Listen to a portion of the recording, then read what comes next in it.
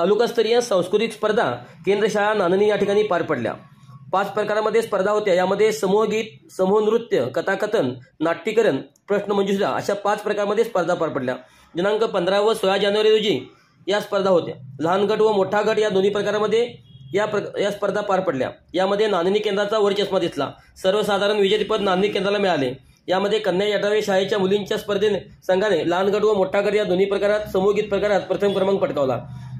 प्रथम क्रमांक पटकवल्यानंतर शाळा समिती व्यवस्थापन संचाच्या वतीने विद्यार्थ्यांचा सत्कार करण्यात आला।